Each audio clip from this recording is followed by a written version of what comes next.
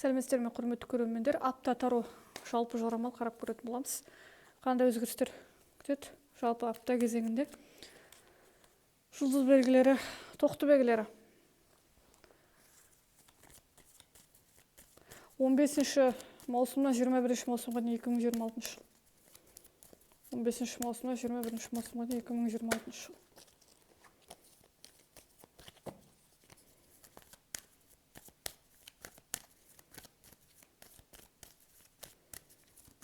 Маусым аптасы 15 маусымнан 21 маусымға дейін 2026 жыл. Тоқты белгілері.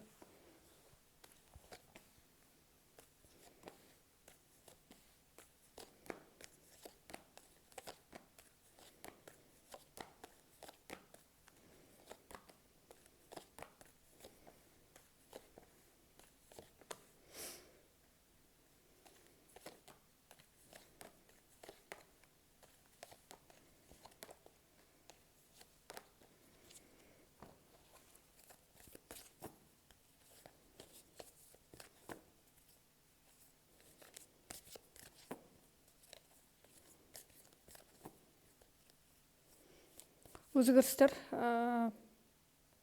аяқталу, жалпы бір жағдайдың толыққанды өзгеріс пайда болады.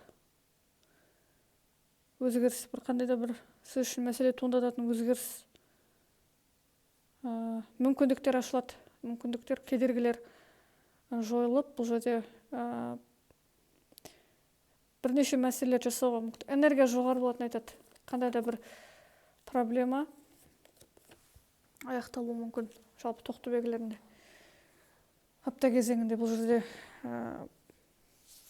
зерттеп алуға, жоспар құруға және тексеруге, дамуға мүмкіндік бұл жерде. Бір бастаған іс нәтижесін беруі мүмкін, сәтті нәтижесін береді.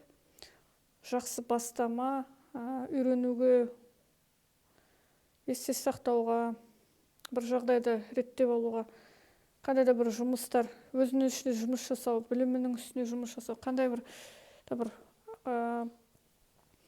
ақша туралы маңызды, финанс туралы маңызды мәселелерді шешілуі мүмкін бұл жерде. Табыс туралы. Мүмкін хоббиларды алып жүруге мүмкіндік бар. Бір жағдайда өзіңізді жетілдіруге мүмкіндік бар бұл жерде. Зерттеу, қабылдау, ақпарат алу,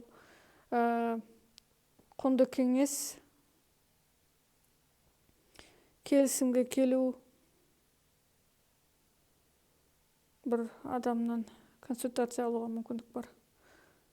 Өте пайдалы кезең, пайдалы жағдайлармен байланысты. Тағы да тоқты белгілері жалпы қарым-қатынас сұрақтар, апта кезеңінде қарым-қатынас қалай алып түсады жоба жындарым. Өте жақсы, бәрі дұрыс, өте жақсы. Ешкім бір оңай немесе бір көрсетілім әрекеттері кейде біраз байқалуы мүмкін. Өйткені мүмкін адам бұл жерде қарым-қатынаста екі бірдей адам немесе бір адам қиындатпауға тырысады қарым-қатынаста. Қандай кезең болмасын, екінші адамның кінәсін көрмеуге, кінәсін жуып шаюға немесе бір жаңағы мәселе туындатпауға тырысады. Бәрі дұрыс деп жақсы қарым-қатынас әрекеттерін жасау немесе бір ақтап алу мүмкін іс әрекеттерін. Кейде бір маңызды жағдайлар немесе кейде шынайы түрде бір-бірімен бірге сырласу жоқ, немесе бір адам қарым-қатынастағы нақты бір өзгерістерді бір адам немесе мойнына алады, немесе екінші адам. Бұл жерде бір қалыпты емес, ең бастысы ешқандай конфликт, бір әрекеттер жоқ, жай ғана просто бір сұрақтар немесе бір адамның ішінде қалып кеткен түсініспеушіліктер бар сияқты бәрібір. Іштей толыққанды бір немесе бір адам бір маңызды талқылаулардан немесе бір екінші адам үшін бір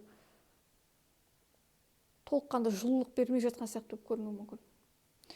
Жалпы бірақ тыныштық кезең, яғни мәселе болған адамдарды да бір жақсартуға мүмкіндіктер бар, немесе адамдар ушықтырмауға тырысады деген сияқты қарым қатынаста. Жұмыс кезеңі. Жұмыстағы жағдай Тоқтыбегілерінде апта кезеңінде бұл жерде өте жақсы, өте жайлы, жайбарақаттық, жұмысқа жауапкершілік артады адам. Сенімділік жоғары болады жұмыста, мәселелерде. Қандай да бір күйзелісті кезеңнен шығу мүмкіндігі бар жұмыста.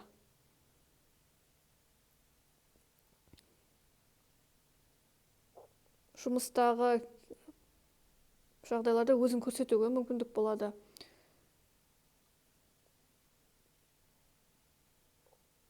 Бірнеше жұмыстарды қатар алып жүруге де мүмкіндік болады деген сияқты. Міндеттемелер болсын, тапсырмалар болсын.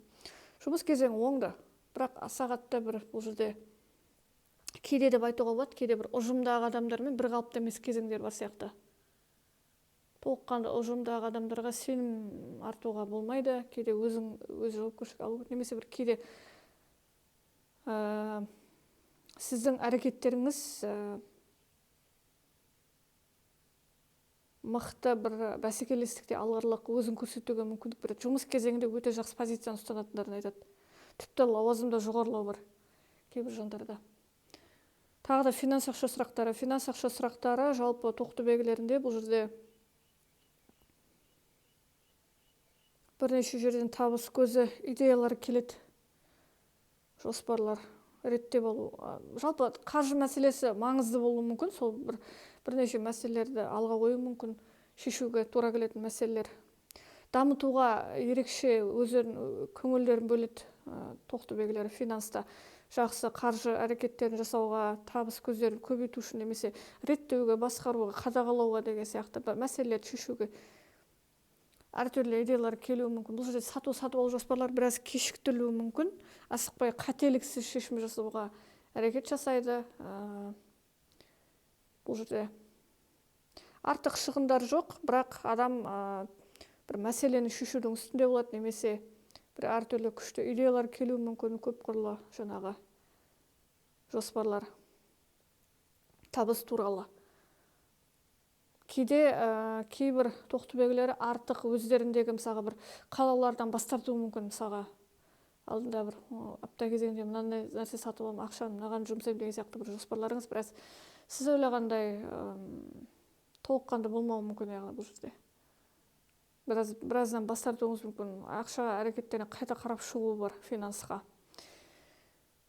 Финанс мәселесін шешу бір басты рөлде болуы мүмкін. Соның салдарынан өте қатты пайдалы әртүрлі жоспарлар келуі мүмкін.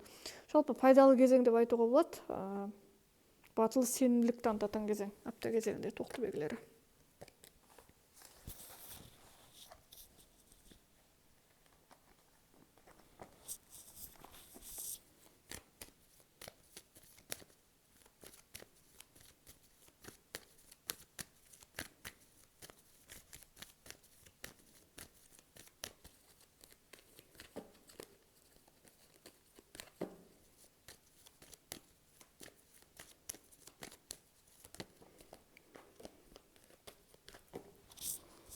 Келесі жұлдыз белгілері, торпақ белгілері 15 маусымнан 21 маусымға дейін 2026 жыл. Торпақ белгілері. Апта кезеңінде 15 маусымнан 21 маусымға дейін 2026 жыл. Маусым айтасы торпақтарымызда қандай өзгерістер болуы мүмкін?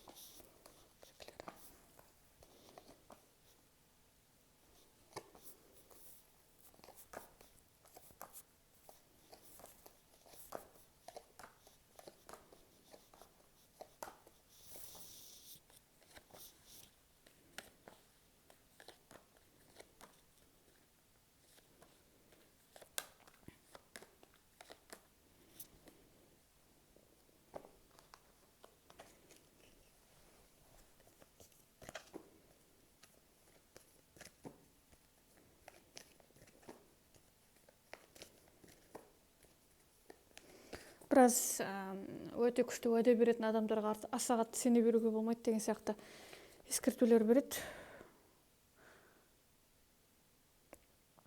Бір құпия түрде бір астыртын әрекеттер жасап жүрген адамдар болуы мүмкін. Торпақ белгілері байқау қажет. бір жағдайларды қайта зерттеп алу қажет. Өзіңізге сену, кейде мүддеңізді қорғауға тура келеді. Әдейіге күлімдеп бір жағдайлар жасап немесе көре алмаушылық туындататын адамдар бар сияқты, кейде сөзге ие болу керек, көп нәрсені айта беру қажет жоқ деген сияқты. Құпия сақтау. Кейбір мәселелерді қалдыра тұруға тура келеді. Жалпы бір іс-әрекеттер біраз сізге қарсы қолданылуы мүмкін, сондықтан аса қатты сақтық шараларын, мұқият шараларды қолдану қажет. Сене берудің қажеті жоқ, қайта-қайта тексеріп алу қажет. Бұл жерде не құпия, не түсініспеушілік, немесе кейбір жағдайларда іс-әрекеттер сіз үшін айқын емес жағдайлар болуы мүмкін. Сондықтан сақ болу қажет деген сияқты ескертулер береді. Кейбір жағдайда жоспарлар біраз сіз ойлағандай жылдан болмауы мүмкін. Кейде мүддеңіз қорғауға тура келетін жағдай, немесе аяқ асты бір мәселеге дайын тұруға өзіңізге ғана сену қажет, өзінен үміт арту адам деген сияқты. Тағы да кейбір жағдайларда торпақ белгілері бір мәселелер адамдардың әрекеттерінен біраз алшақтап жатқандарын айтуы мүмкін. Яғни бұл жерде біраз шаруаларды шешуде кейде кейбір жағдайларда торпақ белгілері өздерінің әрекеттерін сондай бір сақтықпен жасайтындарын айтады. Қажет емес жағдайлардан біраз бас тарту деген сияқты. Кейде толыққанды сенім артпау өзіңізге байланысты, өзіңізде болады. Яғни торпақ белгілері аса қатты сенім арта бермейді адамдарға. Кейбір мәселелерде біраз кедергілер шығып қалуы мүмкін, сондықтан өзіңізге сену қажет деген сияқты. Тағы да бір жағдайларды шешуден қалдыра салып жатқандарын айтуы мүмкін. Бір мәселелерді шешуге біраз асықпай жатқандарын айтады. Немесе бір маңызды мәселелерді шешуде біраз асықпай жатқаныңызды көрсетуі мүмкін. Немесе іс-әрекеттеріңіз, торпақ белгілері, қандай да бір жалпы іс-әрекеттеріңіз айналадан жасырып жатқаныңыз көрсетеді, бір жағдайларыңыз көрсетпей жатқаныңыз, яғни бір мақсатыңыз бар, бірақ соны құпия түрде жасап жатқаныңыз айтуы мүмкін. Бұл жерде ешкімге көрсеткіңіз келмейтін бір іс-әрекеттеріңіз бар екенін көрсетеді. Уақыт қажет, бірақ мысалы айналаға айналадан жасыру бір жағдайларды. Бір мәселеңіз туралы, немесе бір өзіңіз туралы қандай да бір ақпаратты көрсетпеуге тырысып жатқаныңыз көрсетуі мүмкін. Мысалы карталар. Тағы да торпақ белгілері жалпы қарым-қатынас сұрақтар бір қалыпты емес екенін айтады. Кейде бір әлемдер бөлек, немесе бір салқынқандылық жағдайлар көрсетуі мүмкін бір-біріне қарым-қатынаста. Біраз немесе адамдар бір жаңағы қалып қалған бір өткен шақтағы кезеңнен шыға алмай жүруі мүмкін. Мысалға, өткен шақта сен мені ренжіткенсің, мен саған. Бұл жерде бір кекшілдік сақталуы мүмкін. Торпақ белгілері апта кезеңінде бір адамдарға кек сақтауыңыз мүмкін, немесе ұмытпау бір әрекеттерден, мысалға бір қорғау, немесе бір жағдайларды біраз күдікпен қарап жатқан болуыңыз мүмкін. Сондай бір ұстанымды жасайтындар. Бұл жерде қарым-қатынасқа да сондай бір әсерлерін беруі мүмкін. Яғни сіз жаңағы жағдайға, адамдарға біраз сондай бір көзқараспен қарап жатқаныңыз, немесе бір бағалауыңыз төмен, және бір іс-әрекеттерінде бір мін іздеп жатқан болуыңыз мүмкін. Тек қана адамдар тек қана мінін көреді, немесе бір өзінің ғана биіктетеді. Сондай бір жағдайлар біраз байқалуы мүмкін, бір қалыпты емес. Мәселе болған адамдарда біраз жаңа деңгейге өту біраз уақыт алуы мүмкін. Бірақ тіпті конфликт емес, жай ғана айтылмай қалған, немесе бір іштей жаңағы бір-біріне сондай бір мен сенен күткен жоқпын, осындай бір әрекеттерінен бір ырза болмау, адам бір-біріне бір сондай бір жағдайлар бар сияқты. Немесе айтылмайды, немесе кейде айтылады, ол жаңағы бірақ бір іштей, немесе мән бермеуге тырысу, жаңағы айналаға өте жақсы деп көрсетіп, бірақ шын мәнінде салқындық деген сияқты. Тағы да торпақтарымызда жұмыс жағдай апта кезеңінде, жұмыстағы мәселелер өте жақсы. Жұмыс кезеңінде қарбалас жұмыстар, жұмысқа жауапкершілікпен қарау, жұмыста өзіңіз көрсетуге мүмкіндік. Бұл жерде де жұмыс кезеңі оңды, табысты кезең, адам жақсы келісімдерге келуге мүмкіндік бар. Жұмыс кезеңінде өзіңізді ерекше көрсетуге мүмкіндік бар. жауапкершілікті жұмыс кезеңі. Кейде бірақ ұжымда біраз бір қалыпты емес қарым-қатынастар көрсетеді, яғни ұжым әрекеттерінде біраз шытуы мүмкін сізді, міндеттемелер артып қою, немесе бір әдемі мақтаған адамдарға сене берудің қажеті жоқ деген сияқты. Мысалға, артында өздерінің мүдделері тұрған, мысалға, аса қатты бір жаңағы толыққанды. Бұл жерде де торпақ бегелері мүлдем бір жаңағы әлсірейді деп айта алмаймын, өйткені дайындық жүреді, сақтық деген сияқты дайындық. Жұмыс кезеңінде жалпы бір іс-әрекеттеріңізді тек қана жұмыс кезеңіне мән берсеңіз өте жақсы, яғни бұл жерде көрсетуге өзіңізде мүмкіндік бар. Егер мән бермесе, тым қатты әсірелмесе, сезімталдыққа бермесе, бәрі жақсы деген сияқты. Тапсырмаларды уақытылы орындау мүмкіндік. Өз шаруаларыңызды, өз тапсырмаларыңызды дұрыс орындауға, клиенттер әрекеттерінде өзіңізді мықты тұстарыңызды байқайтыныңыз айтады жұмыста. Қандай кезең болмасын, сізде шығу жолы бар деген сияқты. Финанс ақша сұрақтары. Финанс ақша сұрақтары өте жақсы, артық шығындар жоқ. Артық шығын болғанда тек қана қажетті болған шығындар, бір қалауын сатып алу мүмкін. Бұрыннан бір қалап жүрген қалауыңыз сатып алуыңыз мүмкін. Өзіңізге бір мүмкіндіктер жасау, тіпті ақша жинақтау, немесе сол бір үлкен ірі сатып алу болса, мысалға, соған дайындық, мысалы, болашаққа ақша жинау деген сияқты. Өте жақсы бұл жерде мүмкіндіктер адамда. Финанстағы бір жақсарулар, төлемдерді төлеу, реттеу мүмкіндіктері белсенді түрде бір. Финанс ақша әрекеті мүлдем уайымдатпауы мүмкін. Уайымдатпайды жалпы.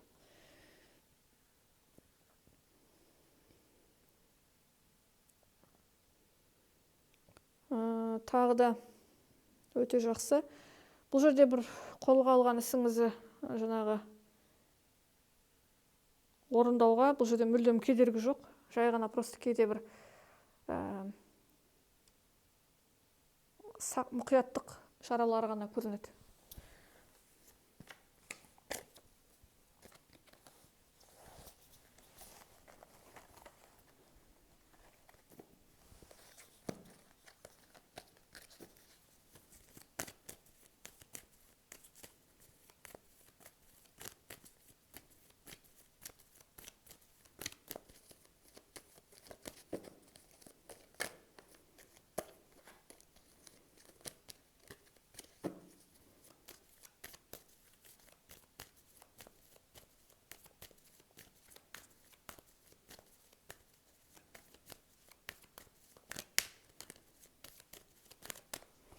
Келесі жұлдыз белгілері, егіздер белгісі 15 маусымнан 21 маусымға 2026 жыл. Егіздер белгісі 15 маусымнан 21 маусымға 2026 жыл. Егіздер белгісі 15 маусымнан 21 маусым 2026 жыл. Егіздер белгісіне.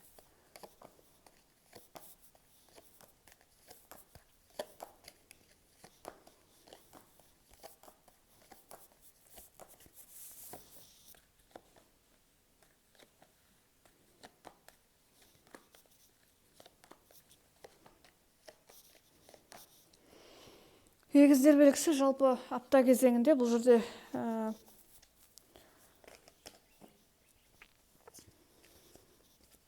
қайта қарап шығу, талдау жасау, ойлану үстінде көбірек. Отбасы мәселелері маңызды тақырып болады. Бір өзіңізді ойлау емес, көпшілдік позициясы, мысалға, уайымдау, болашақ уайымдау, мысалға, болашақты уайымдау, көп ойлану. Бір жағдайда талдау жүргізу болады, терең талдау жүргізу. Кейде бір күйзелістен шығуға мүмкіндік бар. Күйзелісті кезеңнен шығу,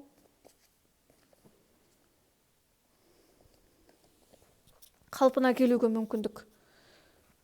Бір жағдайда жақсару бар, мысалы, бір нәтижелі кезең, көбірек ой танықтырып алуға мүмкіндік болады, тыныштық кезеңі. Өзіңізді жалғыз сезінуге мүмкіндік бермейді, жалпы.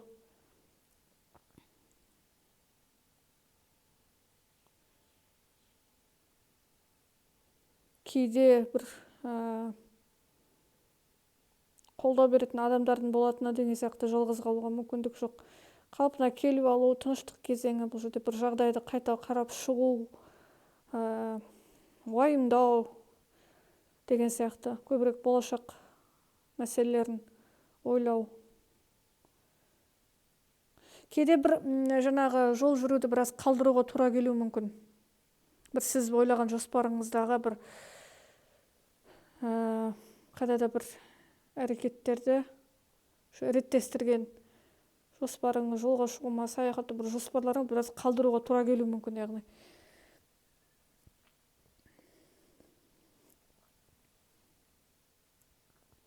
Бір жағдайлар біраз кешіктірілуі мүмкін. Жоспарлар. Кейде былай болуы мүмкін, кейбір егіздеріміз әрекеттері сіздің бір нәтиже беретін немесе бір күткен жағдайларыңыз басқа адамдардың шешіміне байланысты, басқа адамдардың көмегіне байланысты. Бір өзіңіз жасау біраз мүмкіндік аз сияқты, яғни сіз кейде бір өзіңіз емес ақылдасуға тура келеді, мысалға кеңес алуға тура келеді, көмек қабылдауға деген сияқты. Бір мәселелер біреулер арқылы шешілуі мүмкін, сізге өзгелер арқылы өзіңіз шеше алмауыңыз мүмкін деген сияқты бір кезеңдер біраз кешіктірілуі мүмкін. Жағдайлар сіз ойлағандай немесе жоспарларын ауыстырады. Тағы да егіздерімізде қарым-қатынас сұрақтар, жоба жөндарымен қарым-қатынас қалай қалыптасуы мүмкін апта кезеңінде.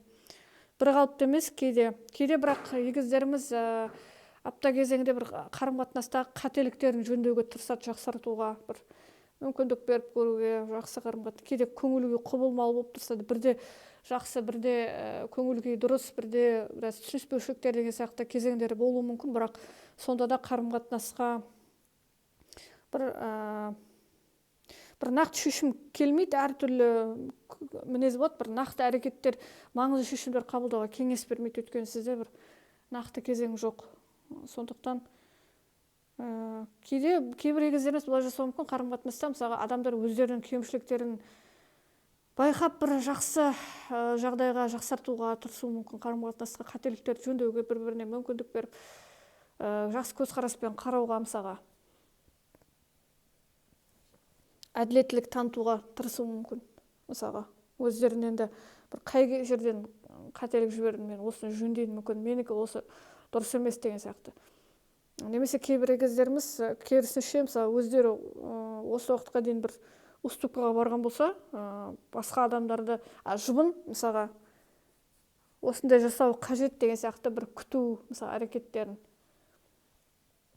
Сондай кезеңдер бар. Яғни бұл жерде бір нақты қарым-қатынаста бір жаңағы нақты бірдей темп болады деп айта алмаймын, әртүрлі болуы мүмкін, мысалға. Бірде әртүрлі шешім қабылдауы мүмкін апта кезеңінің ішінде, мысалға. Қарым-қатынас туралы. Жұмыс кезеңі егіздерімізде, жұмыстағы жағдай жалпы өте жақсы жұмыс кезеңінде. Нәтиже, мүмкіндіктер, жұмысты жақсарту үшін мүмкіндік беру, адам өзін жұмыс кезеңінде сенімді болу өзіне деген әрқырлы, көп қырлылық, әртүрлі, мысалға адам көп қырлылықты байқайды өзіндегі, бір сәтті кезең, келісімдер көрсету, клиенттерді көбейту, жұмыс кезеңіне бір ерекше пайда табу, жұмыста жоғары бір жауапкершілікті өзіңіз бастаманы қолға алу деген сияқты бір жаңа бастамалар енгізу, жақсартулар енгізу, бұрынғыдан әрекеттеріңіз сенімді және белсенді болады, шеберлігіңізді бір жұмыс кезеңінде жоғары деңгейді көрсететініңіз айтады. Тағы да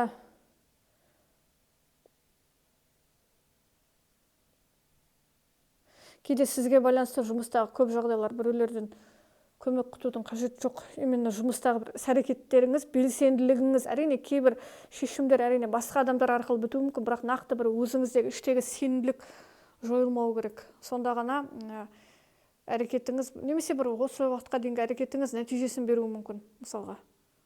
Адам бар жетістігіне қуану деген сияқты. Ұжымда мән бермеуге қажет, егер ұжымдағы адамдар болса, бұл жерде ұжымда бір мәселе туындайды деп айта алмаймын, бірақ кейде өз шаруаларыңызбен болсаңыз, бәрі дұрыс деген сияқты. Финанс ақша сұрақтары. Финанс ақша сұрақтары ақша әрекеттерін біраз үнемдеуге тура келеді, тоқтатуға, кейде шығындарды азайтуға тура келуі мүмкін. Шығындар бір маңызды төлемдерге. Бірақ бұл жерде артық шығындар жоқ. Ақша әрекеті біраз айналым бар, бірақ ең бастысы төмендеу жоқ.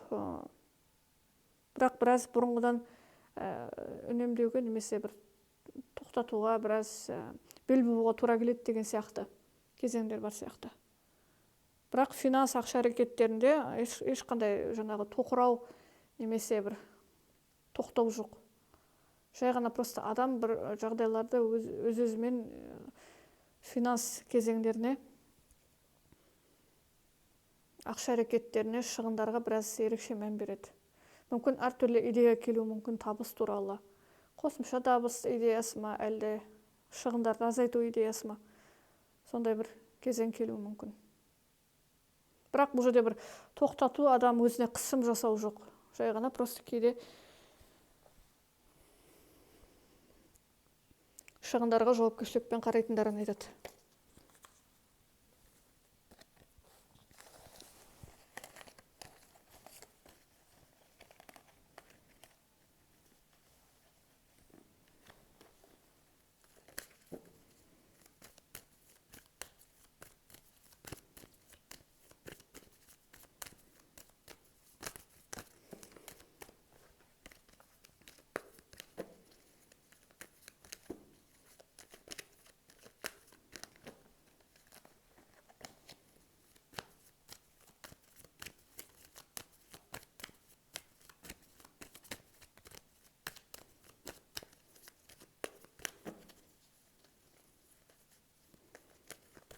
Келесі жұлдыз белгілері.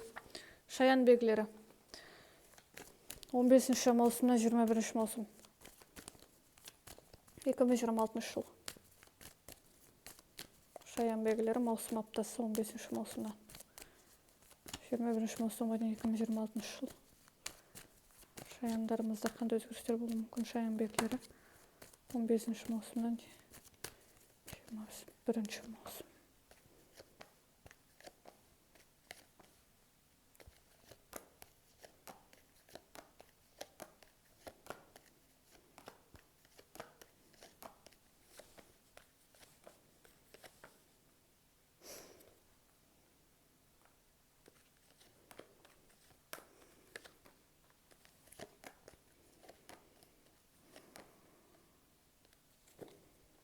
Бір сарында жұмыс кезеңдері қайталанатын.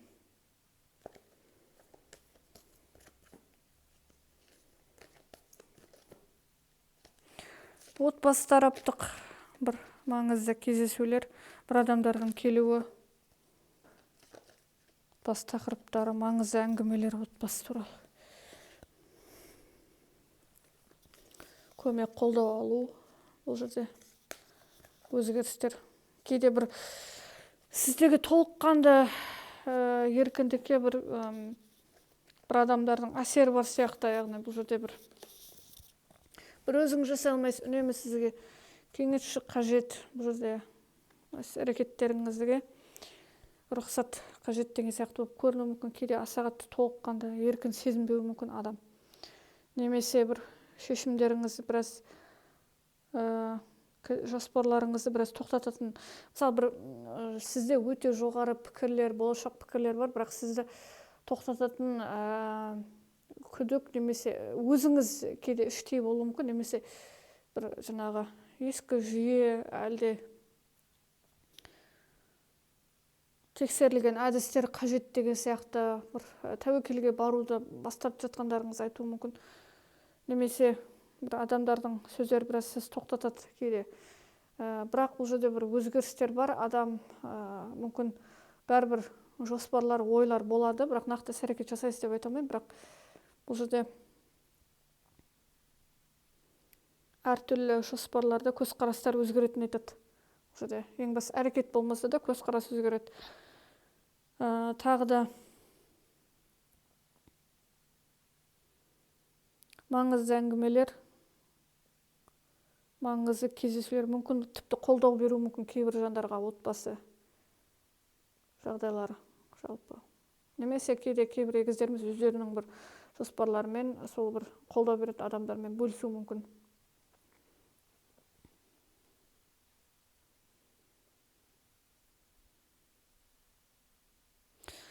шамадан тыс сезімталдық әсер бар сияқты бұл жерде. Немесе кейде кейбір адамның максималды түрде көмегі берілуі мүмкін сізге. Немесе кейде кейбір егіздеріміз өздері ақ жаңағы көмектесуге, қолдау беруге тура келеді бір адамдарға.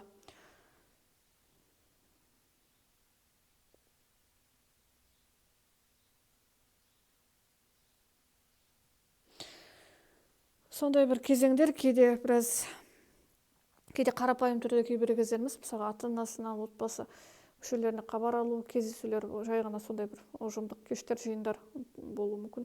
Сол адамдардың үйіңізге келу, немесе сіз сол адамдардың үйіне бару деген сияқты қарапайым түрде жағдайлар орын алуы мүмкін. Тағы да шаяндарымызда жалпы қарым-қатынас, жұбар жандармен қарым-қатынас бірқалыпты емес екенін айтады. Біраз тіпті бәрі дұрыс болғанның өзінде біраз арада ұсақ-түйек кикілжіңдер туындап қалуы мүмкін. Және күмәндар бар сияқты бір-біріне, адамдар толыққан сенімсіздік жасайтын сияқты, немесе адамдардың сөздерін тыңдайды бір-біріне, емес кейде немесе бір-біріне тек қана бір жаңа жұптар емес, бәсекелес сияқты қарайды бір-біріне. Сондай бір әрекеттер де бар сияқты кейде.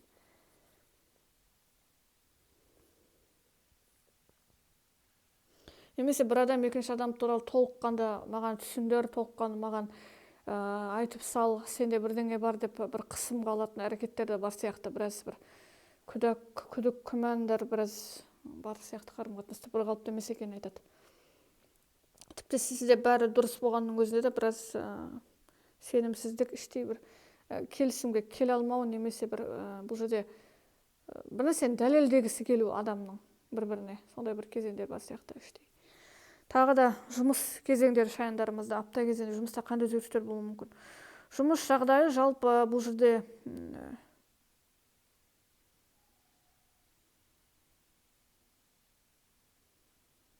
бәрі дұрыс, бір сарында еңбектену, жалпы сағатты бір жұмыста белсенді өзгерістер бар деп айта алмаймын. Бәрі бір қалпында жүру, кейде жұмысқа деген біраз әлсіздік бар сияқты, біраз жұмыс кезеңінде біраз жалығу, бірақ бір ешқандай бір тұрақты теңгерімді жұмыс кезеңі, яғни бір сағатта бір уайымдауға немесе көңіл күйде бір әрекеттер бір қалыпты болатынын көрсетеді. Жұмыс кезеңі сағатта бір жаңалықтар көрсетпеуі мүмкін, сағатта өзгерістер орын алмауы мүмкін, бір қалыпты кезең. Немесе кейбір жандар үшін біраз демалыс кезең, кейбір жандарымызда жұмысқа деген бір ерекше көзқарастар пайда болуы мүмкін, басқа жұмысқа деген басқа қырынан қарап көру, немесе сондай идеялар біраз келуі мүмкін, жұмыс туралы ойлану деген сияқты.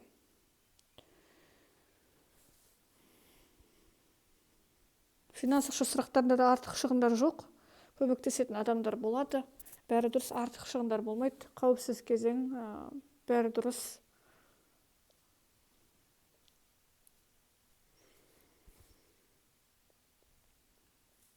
Жалпы жауапкершілікті қолға ала білу кезеңі, жағдайға бейімделу мүмкіндігі бар шаяндарымызда.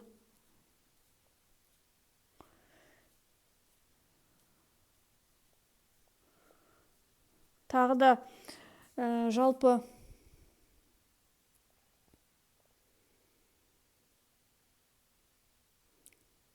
бәрі дұрыс. Жалпы біраз эмоционалдық әрекеттер әсерге беріле бермеуге шақырады. Кейде әртүрлі әсерелеу, немесе әртүрлі ойлар бар сияқты. Бір нақты ойға келе алмау, құбылмалы мінез, құбылмалы көзқарастар пайда болуы мүмкін апта кезеңінде біраз шаяндарымызда.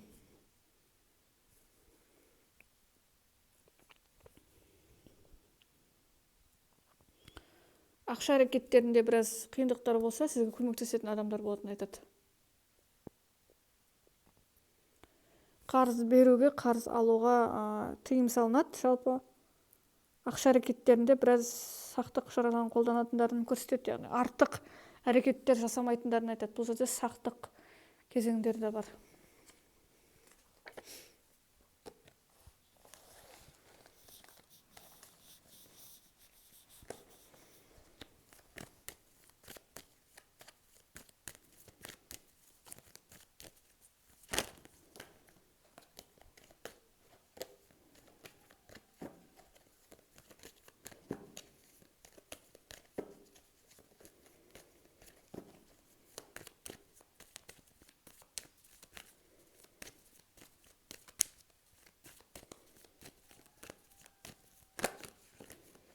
Келесі жұлдыз белгісі Арыстан белгілері. 15 маусымнан 21 маусымға дейін 2026 жыл.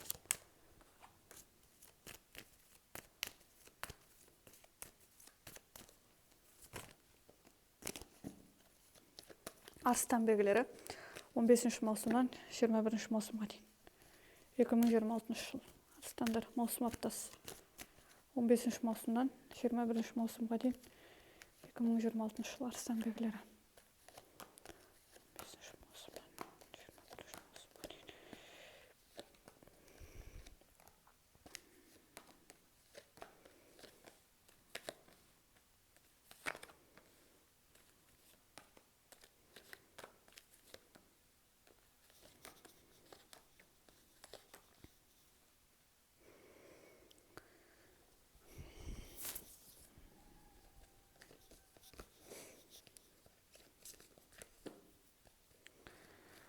Біраз әрекеттерді кідіріс жасап, бір жағдайға дайындалу қажет деп түсіну. Өте көп идеялар бар. Арыстандарымызда әртүрлі бастама, қалау идеялары. Бірақ сол бір жоспарларды біраз іске асыруға уақыт қажет, немесе ақша жинау қажет деген сияқты ойлар бар. Бұл жерде әртүрлі идеялар бар. Тіпті табыс туралы да идея қосымша болуы мүмкін, бірақ оған әлі толыққан дайын емеспін деп есептеу. Немесе кейде тым қатты шамадан тыс финанстық жағдайға байлану бар сияқты арыстандарымызда. Ақша әрекетіне байлану, финансқа біраз тәуелділіктер, ақша әрекеттеріне шамадан тыс, мысалға кейде сараң болып көрінуіңіз мүмкін, бір жағдайға толыққан дайын емес деген сияқты көбірек бір мақсаткерлік, кейде осы жақсы, яғни бұл жерде практик көзқарас бар екенін айтады. Сондықтан адам әртүрлі әсерлі бір нәрсеге өзін толыққанда әлі дайын емеспін деп есептеу, немесе бір жағдайға уақыт қажет деп есептеу, немесе бір кезеңге мүмкіндігім төмен, маған біраз асықпау керекпін деген сияқты ойға келу деген сияқты. Бұл жерде өте көп жоспарлар бар, ол нақты болашақта мүмкіндік беретін жоспарлар, яғни бұл жерде жай ғана просто қиял жоспарлар емес. Сондықтан қазіргі сәтте қауіпсіздікке көбірек мән беру, болашақты көбірек ойлау ма, әлде бір жағдайларда алдын алуға тырысу ма, сондай бір кезеңдер бар.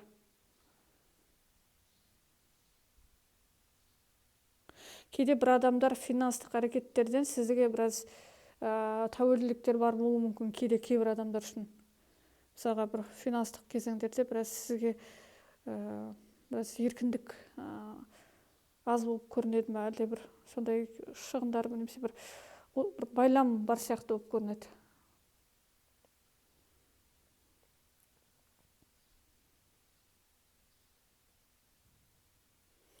Бір жағдайлар біраз кешіктірілуі мүмкін, біраз сізге байланысты емес бір әрекеттер. Сізде бір идея бар, оған толыққан сенімді емес екеніңізді айтады. Бірақ өте жақсы идеялар бар. Тағы да жалпы апта кезеңде арыстандарымызда қарым-қатынас сұрақтар. Қарым-қатынаста өте жақсы. Егер қазіргі уақытқа дейін біраз шиеленісті, ыңғайсыз қарым-қатынастар болып жатқан болса, өте жақсы өзгерістер болады. Тіпті татуласуға мүмкіндік бар. Егер бәрі дос болса, одан әрі сол бір кезең. Кейде былай болуы мүмкін, кейбір жандар үшін, мысалға бәрі бейтарап қарым-қатынастағы жандар үшін біраз қарым-қатынас әрекетінде біраз құбылмалы болуы мүмкін. Аптаның бір күндерінде біраз салқындық, алшақтық, мән бермеу, немесе бір адам үшін бір қалыпты емес бір әрекеттер, ал келесі күндері, мысалға апта кезеңінде бір жаңағы жібере сал. Бұл жерде конфликт емес, жай ғана просто адамдардың іс-әрекеттері біраз солай жасауы мүмкін мысалға. Немесе бір адам үнемі өзін құрбандыққа береді, қарым-қатынаста жауапкершілікті алады. Ең бастысы жақсы өзгерістер бар, жақсы тарапқа, тыныштық тарапқа өзгерістер бар қарым-қатынаста. Тағы да жалпы бұл жерде жұмыс кезеңдері, арыстан белгілерінде апта кезеңде жұмыста қандай өзгерістер болуы мүмкін. Жұмыс жағдайлары жалпы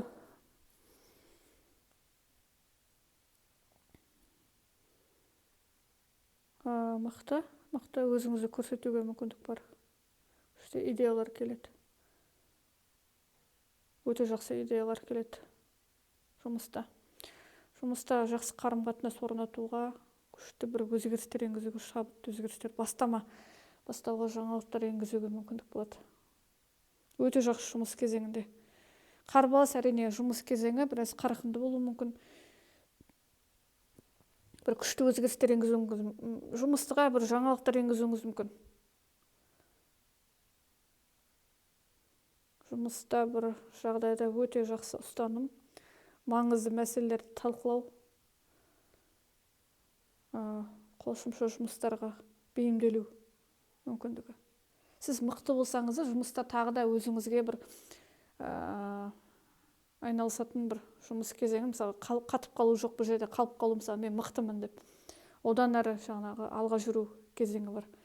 Тағы да финанс ақша сұрақтары біраз ақша әрекеттерінде біраз тұрақсыздықтар бар сияқты, шығындар бар. Мысалы бір өзіңізге кетпейді ақша, мысалға отбасыға, жалпы шығындарға біраз кетуі мүмкін ақша, мысалы жол-жолға, балаларға, әртүрлі жағдайға, мысалға тіпті ата-аналарға деген сияқты біраз бір өзің, мысалы келген ақшаң орындары бар, немесе бір табыс көзі қажет, бірнеше жерден тіпті келсе де ақша, біраз сізде ақша әрекетінде біраз тұрақсыздықтар бар сияқты.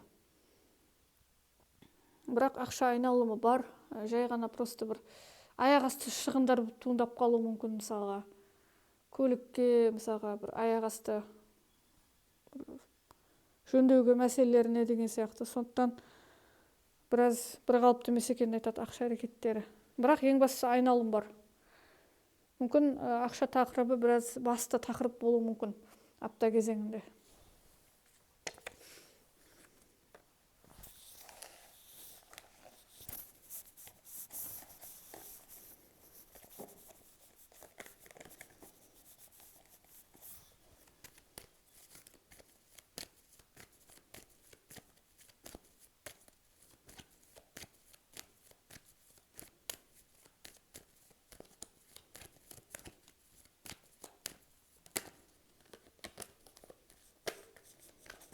Келесі сыз білгілері, бикештер 15 маусымдан 21 маусымға 2026 жыл.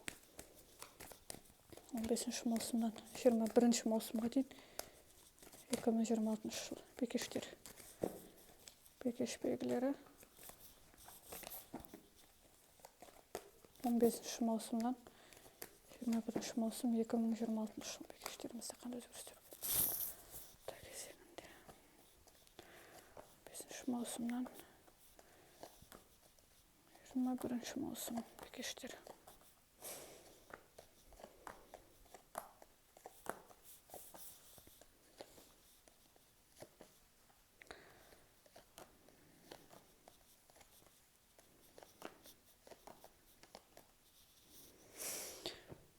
Өте жақсы, бикештерімізде үміттерін үзбейді.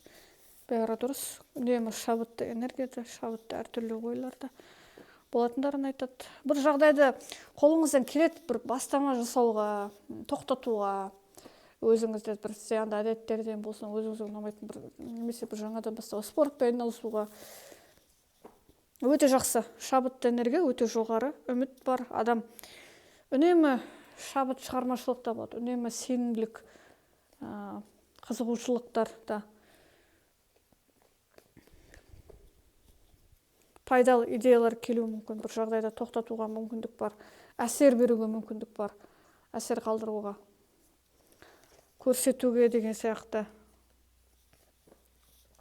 Бір жағдайда өзіңізді бір қолыңыздан келмейтін нәрсе жоқ деп есептейді адам. Көп нәрсеге қолынан келеді деген сияқты. бастамашылдық, мысалға бір жағдайды толыққанды зерттеп алып болып бастау. Яғни бұл жерде бір әрине қызығушылықты жай ғана басын бастардың соңы жоқ емес, әрине соңына дейін бір күшті идея беретін, немесе бір адамдар күшті кеңес беруі мүмкін, пайдалы кеңестер, берік қадамдар, нақты бір жағдайды тоқтатуға мүмкіндік бар. Яғни сізге зиян келтірген. Көбіне бикештеріміз апта кезеңде іс-әрекеттеріңіз сізге байланысты, яғни бұл жерде кедергілер жоқ. Жоспарларды орындау сізге байланысты өзіңізде, яғни.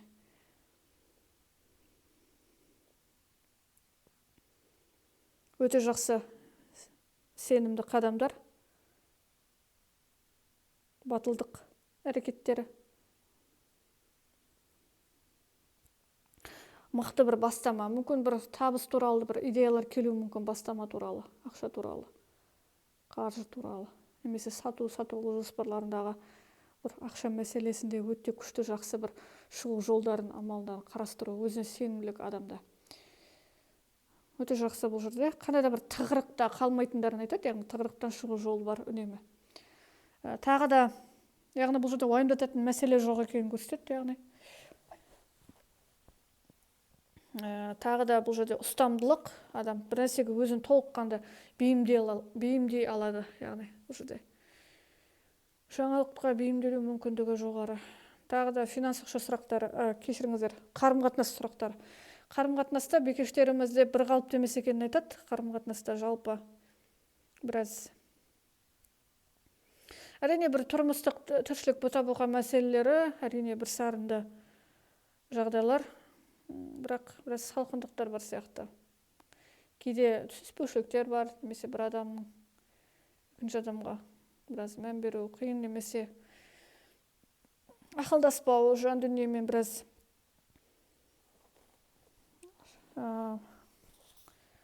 толыққанды бір рухани байланыстар жоқ сияқты, біраз шынайы іште әңгімелер жоқ. Бәрі дұрыс. Бірақ бұл жерде конфликт емес, жай ғана просто адамдар да бір жақын болса да, бір үйде тұрса да, мысалға бір алшақтау, мазалайтын пікірлермен бөліспеу, мысалға бір-бірін аса қатты сырласу жоқ, тіпті сөйлесу аз деген сияқты, сондай бір кезеңдер бар сияқты. Бірақ бұл бәрі дұрыс болса, ары қарай сол кезең тыныштық кезеңі, бірақ егер мәселе болған адамдар болса, біраз татуласу кезеңі созылуы мүмкін. Тағы да өйткені адамдар өздерін кінәлі деп санамайды бұл жерде. Тағы да жұмыс жағдайлары, бикештеріміз апта кезеңде жұмыс жағдайында жалпы бұл жерде жұмыс кезеңі өте жақсы. Жұмыста қандай да бір мәселелер шешіледі, сізді уайымдататын мәселелер, қиындықтар, жақсы өзгерістер бар. Көмек, қолдау, кеңес, жұмыста ойлағаныңызды іске асыру, тапсырмалар белсенді орындау, яғни бұл жерде қатып қалу, кешігу немесе ыңғайсыздықтар жоқ, ешқандай ұжымда мәселе туындамайды, әріптестермен де. Бәрі дұрыс.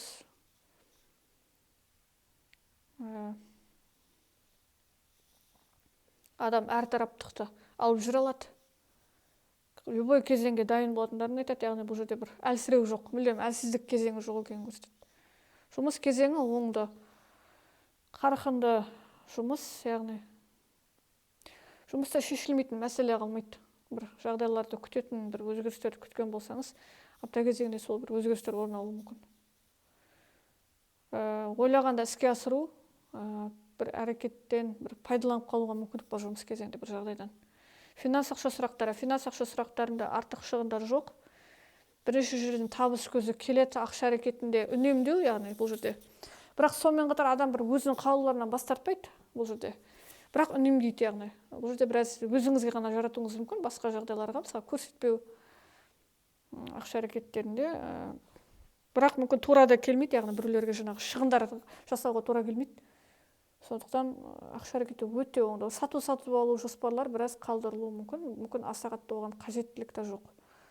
Бұл жерде бір жайбарақаттық кезеңге ауысуы, ақша әрекеті мүмкін маңызды болмайды, аса қатты. Маңызды болғанның өзінде біраз шешімдер табылады, яғни уайымдатпайды деген сияқты.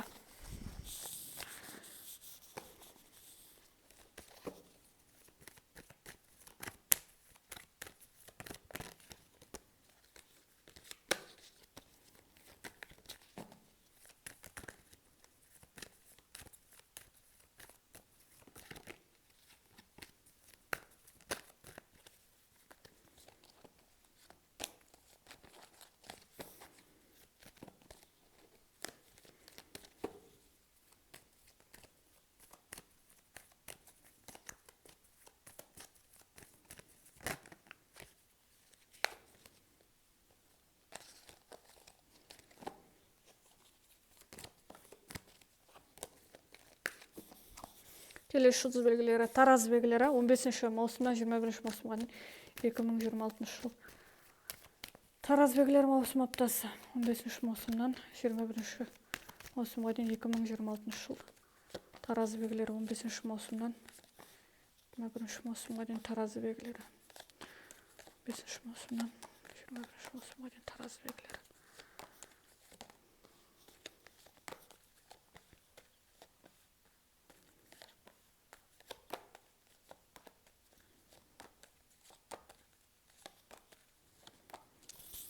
Таразы белгілері жалпы бір күмәнді бір таңдау жасай алмау, бір жағдай туралы бір нақты шешімге келе алмау, әртүрлі ойда болу, тым қатты бір нәрсені әсерлеп жатқан болуы мүмкін. Сезімталдық, бір әңгімені, бір уайымдау, бір өткен шақтағы бір жағдайлар, бір нәрсе өзгерді, бірақ сонда да қабылдай алмай жатқан сияқтысыз, ұмытып жібере салу қажет, қадалудың қажет жоқ өткен шаққа, бір жағдайларға, немесе өтіп кеткен қиындықтарға, бір жағдайға, мысалға адам бір тәжірибесі із қалдырған сияқты, ұмытылмас бір із адамды уайымдататын бір әңгімелер, немесе бір жағдай, өміріңізде болып кеткен жағдай, бір қазіргі сәтте бір нақты шешімге келе алмауға, бір нақты бір жағдайлар біраз қалдыра салу, асықпау,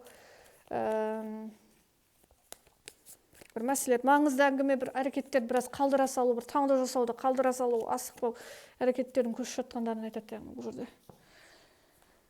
Бір мәселелерді аса қатты шешуге асықпай жатқандарын көрсетуі мүмкін бұл жерде. Таразы белгілері.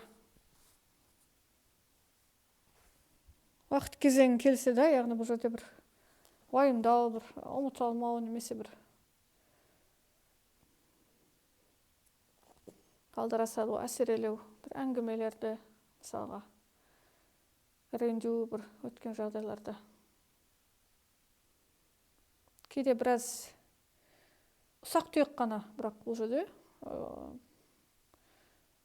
созылатын кезең емес, шай ғана бір адамның бір уайымдайтын кезеңі, бір нәрсені бір түймедей жасауға тырысу тым қатты емес, енді бұл жерде бір жай ғана бір қысқа мерзімді жағдай екенін айтады. Немесе бір жағдайларды уайымдау, бірнеше шаруалар бар, соны бір шешудің орнына сол бір кезең шешілмей жатыр деп уайымдау мысалға. Уақыты кезең келсе де. Бір сондай кезеңдер бар сияқты. Мысалы, әрекетсіз емес, соған бір сезімдерін көрсету, сезімталдық. Ренжу немесе бір әрекеттерге, ұсақ түйек қана. Қарым-қатынас сұрақтары, жұбар жандармен қарым-қатынас. Бұл жерде қарым-қатынаста бір қалыпты емес, барынша адамдарды араластырмау керек. Жұбыңызға сеніңіздер, артық адамдарды қажет жоқ қарым-қатынаста.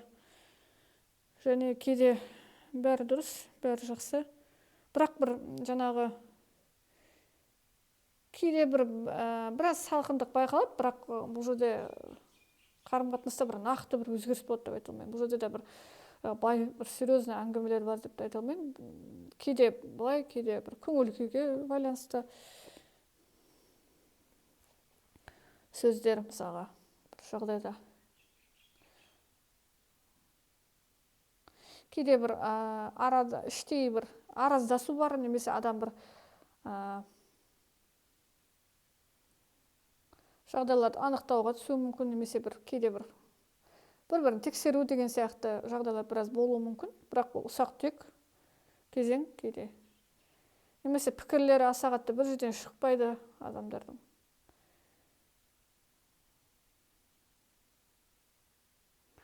Яғни бір қалыпты емес екенін айтады, жай ғана созылмайтын кезең бұл жерде, мәселелер.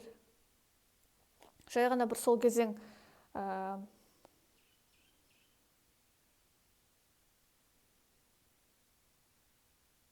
мысалға бір көңіл күйде құбылмалықты көрсетеді. Бірде былай, бірде жақсы көңіл күй, бірде біраз салқындық деген сияқты. Мүмкін маңызды әңгімелер болады, аса қатты бір романтик әңгімелер емес, мысалға маңызды әңгімелер болуы мүмкін, талқылауға тура келетін әңгімелер, немесе кейде бір қалдыра салу, немесе бір жағдайларда, немесе үнемі бір адамның, екінші адамның бір әрекеттері ұсақ түйек болса да, біраз екінші адамға бір әсерін беруі мүмкін жаңағы. жалығу, кейде бір-бірінен аса қатты бір көңіл бөлмеу деген сияқты бір ұсақ түйек қана ол кезең. Уақыт мерзім созылмайтын. Тағы да жалпы жұмыс жағдайлары, жұмыс кезеңі, тараз белгілеген апта кезеңде жұмыста бәрі дұрыс, өте жақсы. Жұмыс кезеңдерінде шығармашылық шабыт өте жоғары болады, өте жақсы өзгерістер жасауы мүмкін. Жұмыс кезеңі ұнамды, немесе кейбір тараз белгілеу үшін демалыс кезеңі, рахаттану кезеңі болуы мүмкін. Яғни уайымдамау жұмыста. Бір күштеу, жаңағы қарқынды бір міндеттемелер жоқ, бәрі дұрыс. Немесе адам бір қалауын жаңағы бір максималды түрде бір шабыттандырып, жаңағы жақсы деңгейге жетуі мүмкін. Өзіне сенімділігін артуы мүмкін. Бір жұмыста бір өзіне ұнамды әрекеттер жасауы мүмкін деген сияқты. Жақсы байланыс, ешқандай мәселе туындатпайтын жұмыс кезеңі. Мүмкін қиындық туындатпайды адам. Немесе бір аса қатты жұмысқа берілмейді, бәрі дұрыс деп жайбарақаттықпен жібере салады деген сияқты. Тағы да финанс ақша сұрақтары. Финанс ақша сұрақтары жалпы біраз шығындар бар. Ақша әрекеттер бірнеше жерден табыс көзі келуі мүмкін. Белсенді кезең ақшадағы күткен хабар келеді, кешікпейді, сату алу жоспарлары сәтті орын алуы мүмкін, ақша әрекеттері. Бірақ шығындар біраз, ақша жинақта біраз қиынға соғуы мүмкін, келетін ақшалардың бір шығындардың орындары бар. Ақшаны жарату деген сияқты көбірек мысалға жұмсалуы мүмкін ақша. Және немесе бір маңызды жағдайларға жұмсауыңыз мүмкін ақшаны.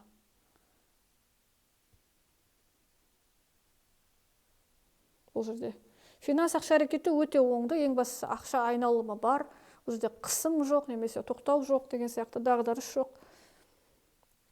Бірақ біраз мысалға жинақтауға біраз мүмкіндіктермен, бірақ ақша сатып алу жоспарларын келбесе бір ақшадағы өзгерістер бұрынғыдан өсім жоғары, бұрынғыдан табыс көбею жоғары, қаржы мәселесі бір бұрынғыдан мәселелер шешілуі мүмкін. Өте жақсы бұл жерде. Белсенділіктер бар финанста. Өйткені қаржы мәселесі басты рөлде болуы мүмкін, табыс көзі кезеңі байқалады.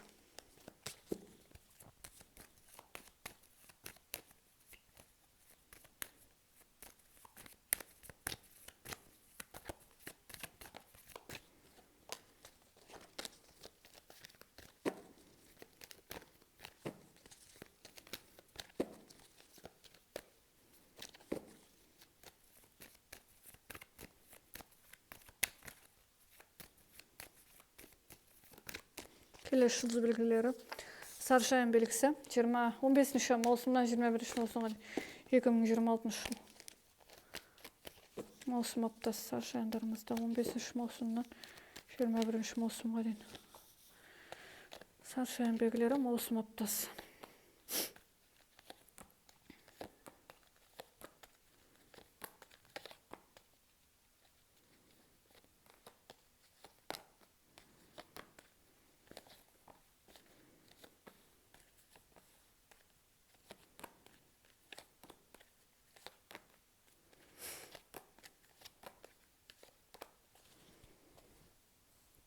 Бұл жерде енді біраз конфликтқа түсіп қалу қаупі жоғары, бір адамдардан күдіктену, күмәнді жағдайды бас тарту, келісімдерден мәселе сіз үшін өте құпиялы, өте қауіпті көрініп жатқан болуы мүмкін бір жағдайлар, әрекеттер, немесе бір адамдар, бұл жерде бір түсініспеушіліктер туындайтын сияқты, бір нәрсені бұл жерде бір әсірелеу емес, жай ғана бір уайымдау болып жатқан болуы мүмкін, немесе түсініспеушіліктер туындататын кезеңдер бар. Реттеу қажет, жылдам бір әрекет жасау қажет деген сияқты бір кезеңдер бар. Бір жөнге салу, ретке салу қажет, бір нәрсені тазарту, анықтау қажет емес, кезеңнен босансу бір қажет емес, артық жағдайларға бармауға, қадағалауда ұстауға тырысу деген сияқты бір уайымдау бар сияқты, немесе бір адамдардың әрекеті сіз үшін құпия, немесе бір қауіпті деп көрініп жатқан болуы мүмкін. Кейде бұл жерде неге нәрсеге байланысты әсерлеу. Бұл жерде бір жағдайлар сіз ойлағандай орын алмай жатқан сияқты, адамдардың іс-әрекеттері құпия болып көрінетін сияқты, күдік ұялатуы мүмкін. Күмән, күдік жоғары бұл жерде. немесе бір түстерге кіреді, сол бір адам туралы саршаяндарымызда сол адам туралы күмәнданады, немесе бір жағдай алдын ала түйсік, интуиция жоғары, сезімталдық, бір жағдай құпия, бір мәселені түсініспеушілік туындатады деп бір шешім қабылдаудан бас тартып жатқан болуыңыз мүмкін қазіргі сәтте, бір маңызды деген сияқты. Шешім қабылдаудан бас тарту. Бұл жерде бір құжат мәселелер ме, әлде бір келісім, ресми құжаттандыру бір мәселе сізді уайымдататын сияқты. Сақтық шаралары мұқият қадағалау қажет деген сияқты ойлар, бір мәселен бір жаңағы сенбей бір заңдастыру қажет, бір сауаттылықты дамыту қажет, бір нәрседе мен қателік жасағым келмейді деген сияқты бір нәрсеге маңызды нәрсе, бұл жерде әсерелеу, қиялдау жоқ, бір маңызды нәрсе болуы мүмкін. Құжат мәселелері ме, әлде бір адамдар емес, бір адамдар біраз сізді күдік туындатады, мысалға сол адамдарға күдіктеніп бір жағдайды жасағыңыз келеді. Жасыру бір адамдардан шешіміңізді, немесе бір адамдар сіз үшін өте бір нәрсенің әрекеттерін жасырып жатқан сияқты болып көрінуі мүмкін. Сенімсіздік өте жоғары деңгейде бар. Жалпы қандай да бір маңызды, бұл жерде маңызды ресмилендірген құжат, бір қағаз жұмыстарында біраз сақтық шараларын қолданып жатқаныңыз айтады. Асығуға болмайды. Бір мәселелерді шешу қажет, немесе бір мәселелер сіз үшін шала болып жатқан сияқты, бір нәрседе құпия бар сияқты болып көрінуі мүмкін. Егер күдік ұяласа, әрине соны қайта тексерген жөн деген сияқты.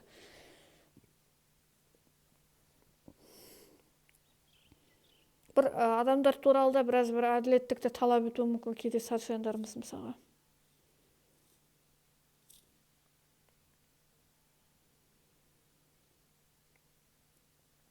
Бір жағдай сізге толыққанды анық емес болып көрініп жатқан болуы мүмкін. Тағы да қарым-қатынас жұмыстары, саршаяндарымыз апта кезден қарым-қатынас қалай қалыптасады. Қарым-қатынаста мәселе жоқ, бәрі дұрыс, оңды, мүмкін басқа нәрсе маңызды сұрақтар, басқа нәрсе мүмкін маңызды мазалайды. Бірақ именно қарым-қатынасқа келген кезде бұл жерде мәселе болмайтын айтады, бәрі дұрыс, тіпті жаңа деңгейге өтуге мүмкіндік бар, бір-бірін түсінуге, қолдау беруге мүмкіндік, әрекеттер. Бұл жерде жайбарақаттық, жайлылық орнату мүмкіндігі, қарым-қатынаста мүлде мәселе туындамайды. Тағы да жұмыс жағдайлары саршаяндарымызда жұмыс әрекеттерінде бірнеше шаруалар қарбалас, біраз бәсекелестік жұмыстары бар сияқты. Жұмыста біраз бірнеше шаруалар артып қою мүмкін мойныңызға. Жұмыстарда қарбалас, біраз бәсекелестік, ұжымда біраз бір қалыпты емес қарым-қатынас болуы мүмкін, немесе жұмыс кезеңінде сағат жауапкершілік танытпай жатқандар болуы, немесе саршаяндарымызда бір уақытылы бір тапсырмады орындамай жатқаныңыз болуыңыз мүмкін. Мысалы жайбарақат қарап, бірақ соңында саған міндеттемелер көбейеді, сондықтан уақытылы жұмыс жасаған жөн. Немесе сізге жұмыстар, міндеттемелер көбейеді, толықтай бітіріп жасап бітіру қиынға соғады саршаяндарымызда.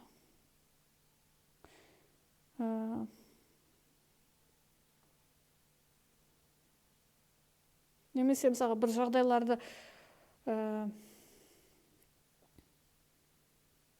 кейде бір өзіңізді көрсетем деп, немесе бір жаңағы мен қолымнан бәрі келеді деп айта берудің қажеті жоқ. Мысалы сіз солай өзіңіздің мойныңызға, мысалы өзімді жаңағы мен мықтымын деп дәлелдегіңіз келгенімен сізге мойныңызға жұмыстар артып қою мүмкін. Сен мықты болсаң осында жаса деген сияқты. Сондықтан кейде үндемей, біраз араласпай, кейде аса қатты бір жаңағы реакция көрсетудің, сезім көрсетудің қажеті жоқ сияқты жұмысқа. Тағы да финанс ақша сұрақтары. Финанс ақша сұрақтары саршаяндарымызда жалпы ақша әрекеттері мүмкін. Жалпы қарыз беруге, қарыз алуға біраз тыйым салыну қажет деген сияқты қайта ойланып алу қажет. Сатуға жоспарларын біраз қалдыру қажет, қайта қарап шығу, тексеру қажет деген сияқты кеңестер береді. Өйткені келісімдер уәде еткенде орындамай қалу қаупі бар адамдарға, келісімге келе алмау, немесе сондықтан да сізде алдын ала тексеру әрекеттері өте жақсы. Бұл жерде өйткені тура заңдастыру әрекетімен ғана шешілуі қажет деген сияқты. Бұл жерде тағы да асықпау қажет, финанста ақша әрекеттерінде артық шығындарға бармау қажет. мүмкін саржандарымызда ақша мәселесі туралы біраз алдын ала көбірек ойлану, реттеу, қайта ойлану кезеңдері бар сияқты. Финанстық құжат мәселелерін біраз сақтау қажет. Мысалы, сізге қарызын қайтармайтын адамдар болуы мүмкін. Сондықтан мәселе туындатпау үшін именно қарыз мәселесіне келген кезде біраз сақтықпен құпияда болу қажет деген сияқты. Бұл жерде финанс мәселесіне ерекше көңіл аударған, қайта-қайта тексеру, артық шығындар жасамау, жоспарланған кезеңдерге бару, құжат талап ету деген сияқты соған бір мән беруге шақырады. Артық қимылдар, жоспарсыз әрекеттер болмайды деген сияқты. Тіпті ол уәде беріп тұрса да, тіпті уәдеге емес, яғни заңдастырылған жағдайларға бару қажет деген сияқты. Финанс ақша әрекеттерінде қазіргі сәтте артық шығындардан тыйым салынады. Сондықтан ерекше мән беру. Мүмкін көбірек болашақты ойлайды ма, әлде бір мысалға көбейту үшін депозит жұмыстары, сондай бір әрекеттерге біраз баруы мүмкін. Табыс көзі туралы, мысалға алдын бір нәтижелері сізге ақша әрекетін мүмкін болашақты тым қатты уайымдау, немесе шығындарға, бұл жерде ақша әрекетіне ерекше бір әсер беріп жатқандарын айтуы мүмкін. Сондықтан алдын алу қажет деген сияқты. Бұл жерде бір өте көп ескертулер береді.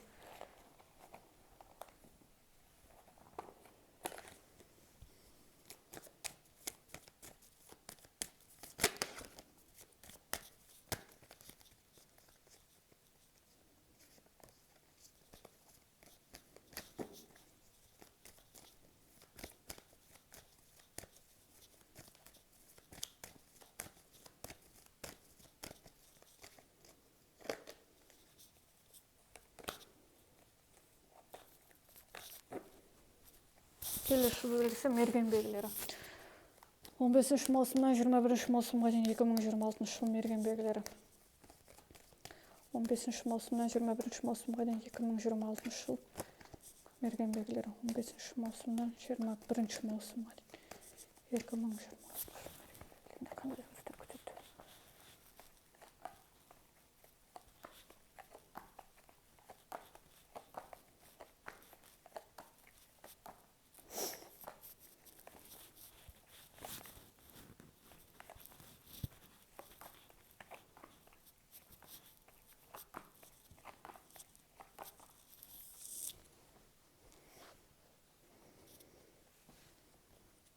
Мерген белгілер жалпы апта кезеңінде бұл жерде өте қатты жауапкершілік таныту. Кейде бір бұл жерде де алдын алу, сақтық шараларын қолдану, санау жұмыстары, қайта қарап шығу, бағалау жұмыстары жүріп жатқан сияқты. Өзіндік іс-әрекеттеріне талдау жүргізеді, шолу жүргізу кезеңі, әрекеттерге, нәтижеге, жалпы сезімдерге, немесе адамдар туралы, жалпы жағдай туралы өздерін, немесе өздері адамдар баға беру деген сияқты, немесе айналаға баға беру, сондай кезеңдер бар сияқты. Кейде адам өз-өзіне неге осылай жасадым, мен осыны тоқтату қажет, өзім реттеу қажет, бір зиянды әрекеттерден, немесе осы кезең маған ұнамайды, нәтиже көрген жоқпын деген сияқты бір өз-өзін адам реттейді, немесе айналаны сондай бір көбірек ойлану, біраз бір жалқаулық кезең тоқтатуы мүмкін, жайбарақаттық кезеңнен біраз уайымдау, болашақ кезеңіне жүру, сондай бір ауысуы мүмкін. Мысалға адамда жаңағы бір алдында жібере салған болсаңыз жағдайды жеңілдікпен, қазіргі жеңіл қарап жүрген болсаңыз, қазіргі сәтте уже тоқтатады адам сол бір кезең. Мен не үшін уақытымды құртып жатырмын, неге уақытымды құртып жатырмын, осы нәтиже беріп жатыр ма маған нәтиже ұнамай жатыр, осы әрекеттің әсері бар ма, не үшін мен осылай жасап жатырмын, тоқтатайын, қарап көрейін қайта деген сияқты, сондай бір қайта қарап көру адам толықтай сондай бір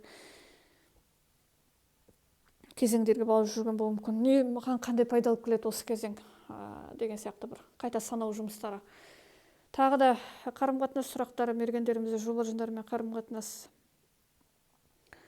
бәрі тыныштықты әрекеттер, барынша дұрыс бағытқа қарау, сабыр сақтау, мықты кезең барынша.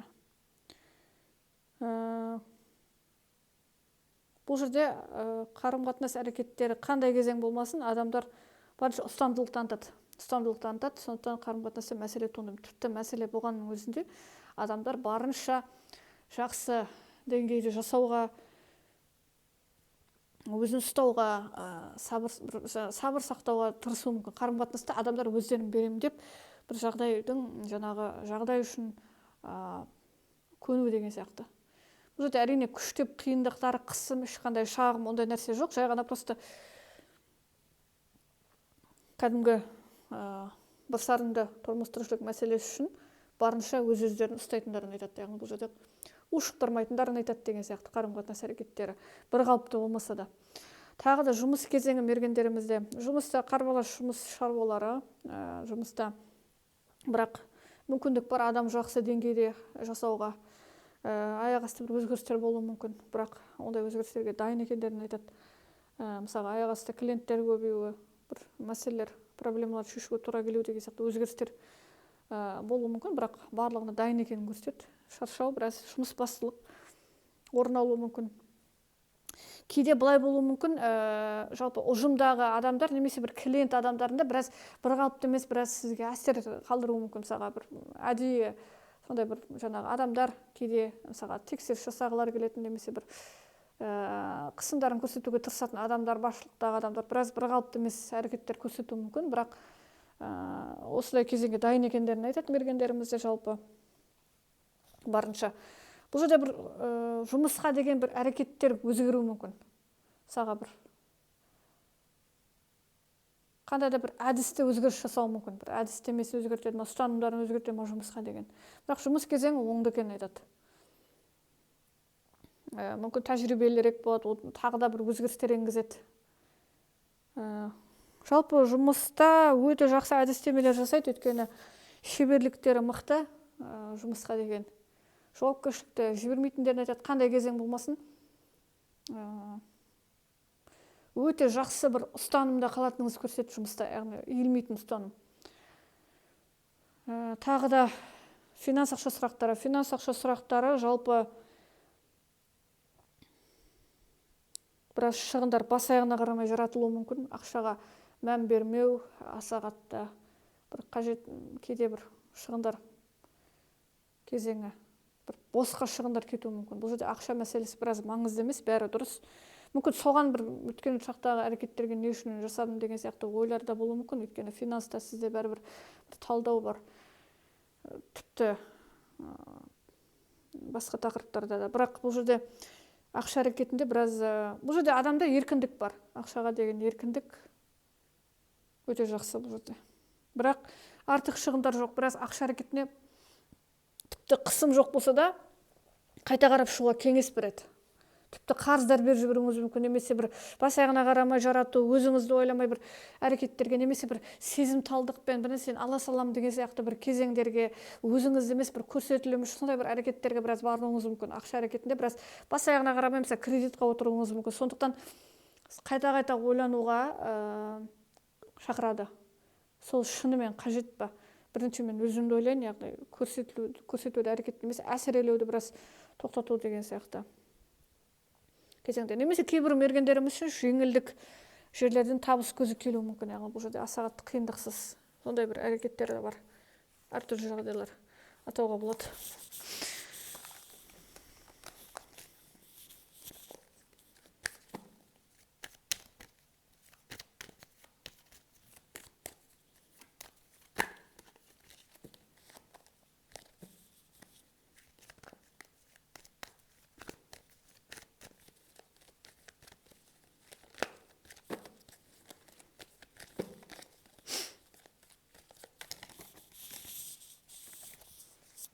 Тауышкы белгілері 15 маусымнан 21 маусымға дейін 2026 жыл.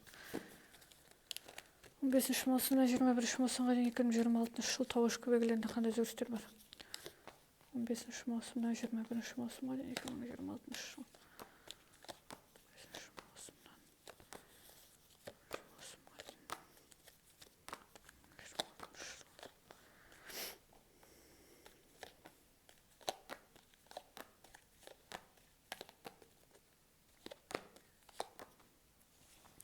Тауышкы белгілері жалпы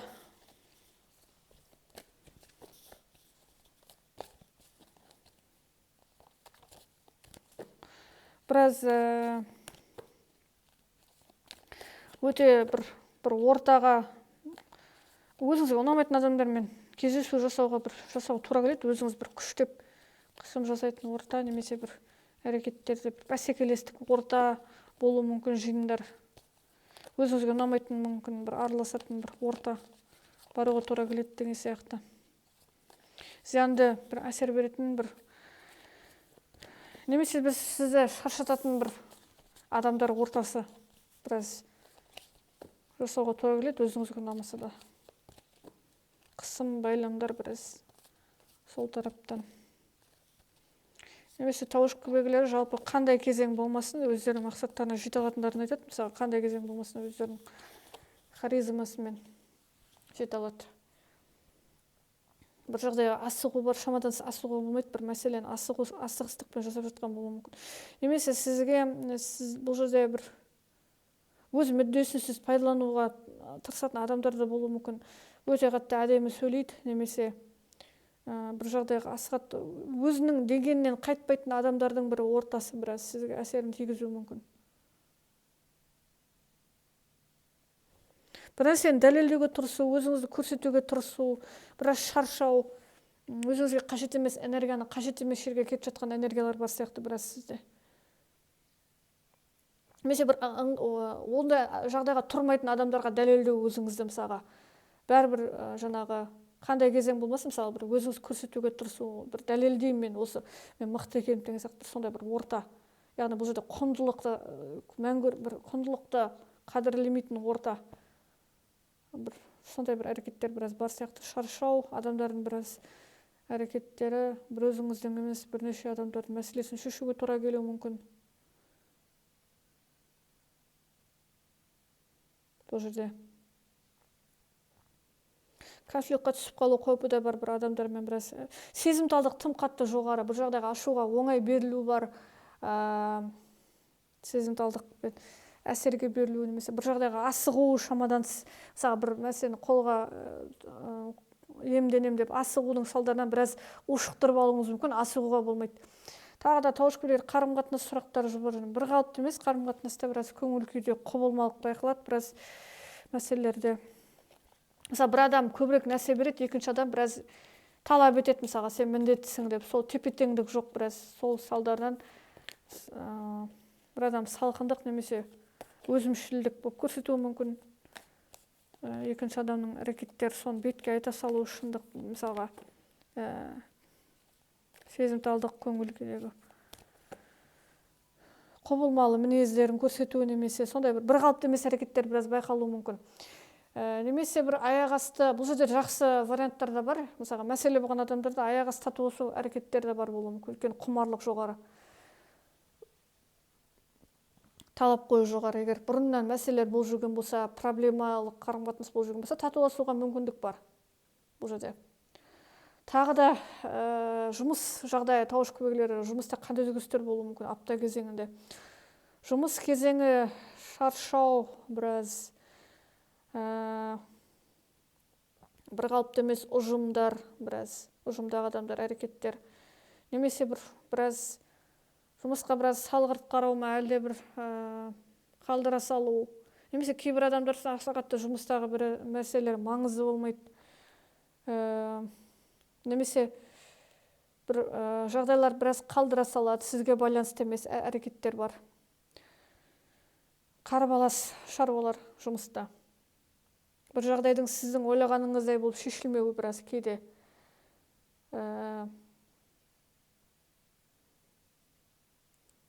Кейде таңдау жасауға біраз қиынға соғатын сияқты.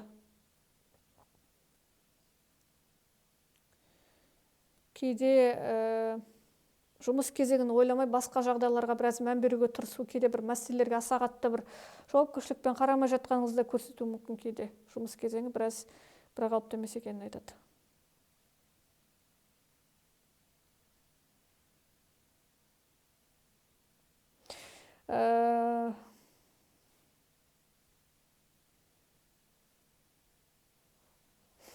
Тағы да финанс ақша сұрақтары. Финанс ақша сұрақтары жалпы тауышкүл белгілерінде ақша әрекеттері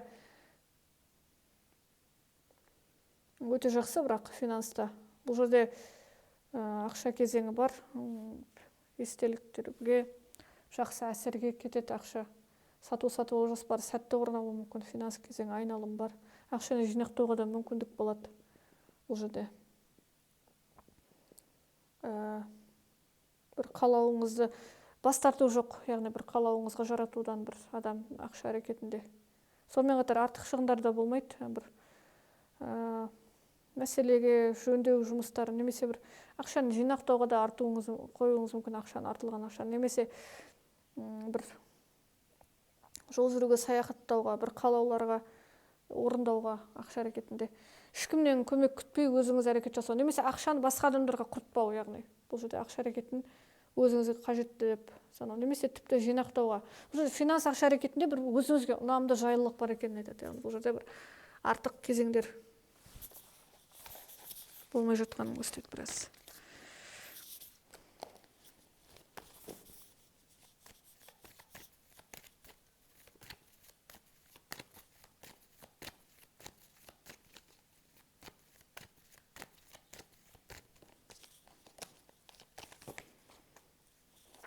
Соқиғыш белгілері 15 маусымнан 21 маусымға дейін 2026 жыл.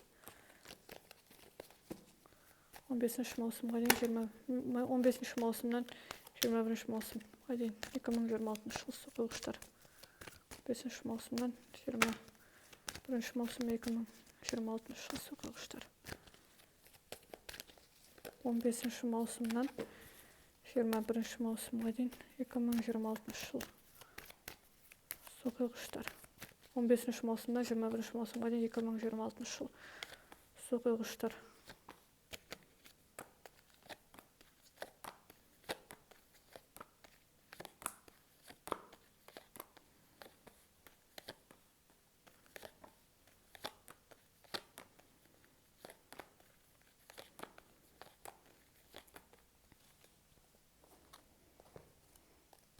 Бір жағдай, жұмыс кезеңі қайталанатын кезең, мәселелерге толыққанды берілу, бір жағдайға, қарым-қатынастарға. Бір аса қатты бір өзгерістер байқалмайды, бір сарында кезең. Кейде бір уақыт талап ететін, созылатын кезеңдер бар. Біраз қарым-қатынас, біраз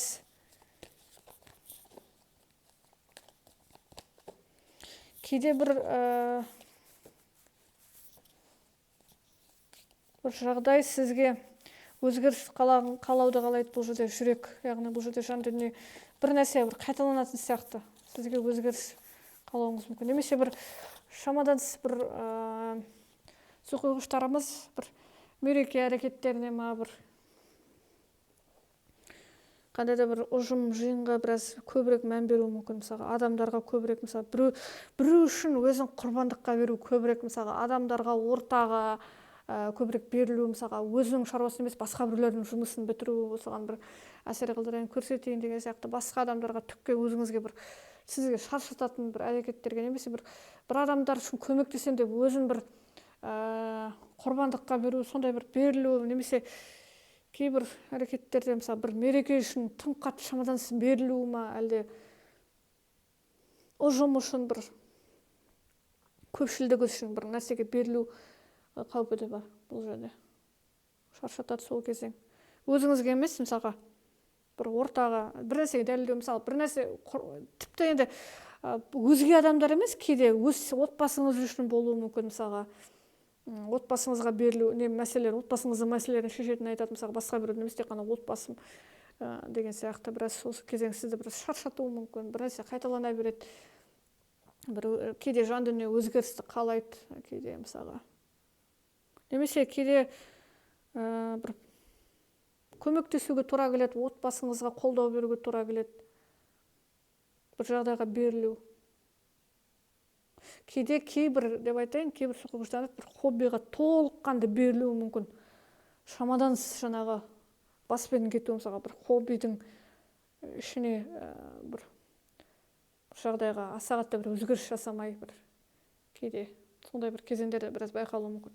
Тағы да қарым қатынас сұрақтары жұбар жандар мен соқығыштарымызда қарым қатынас әрекет бір қалыпты емес, біраз күмәндар, бір-біріне деген сенімсіздіктер бар сияқты арада.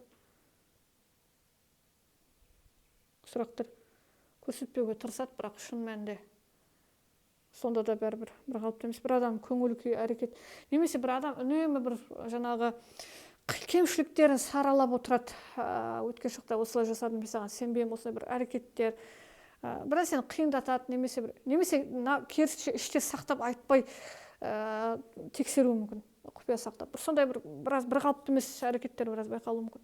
Жұмыс кезеңі соқығыштарымызда.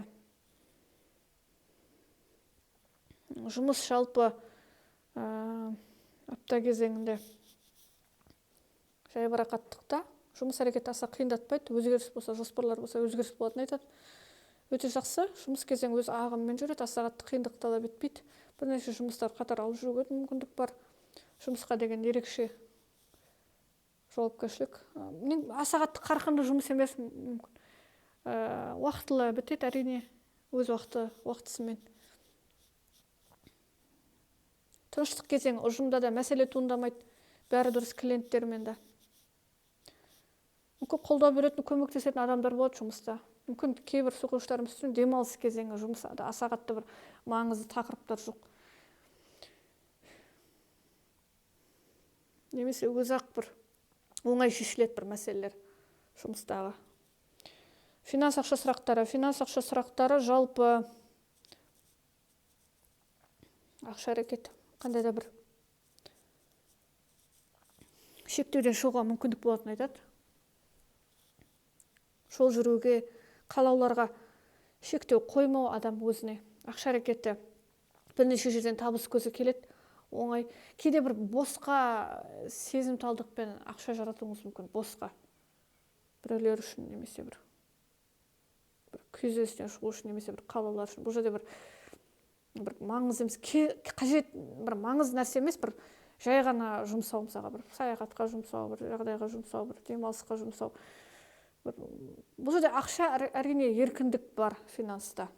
Жинақтау жоқ, кейде бір сезімталдықпен жұмсап, соңында бір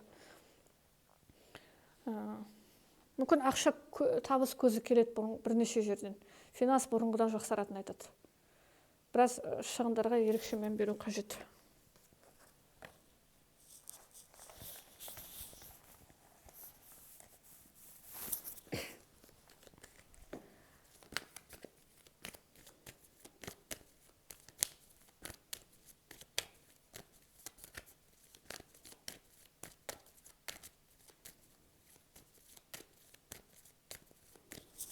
Келесі жылы белгілі балықтар 15 маусымнан 21 маусымға 2026 жыл.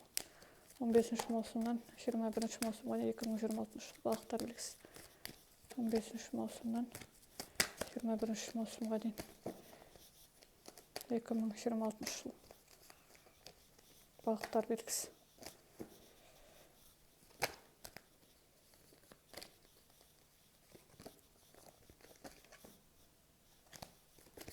Маусымнан 21 маусымға дейін 2026 жыл балықтар белгісі.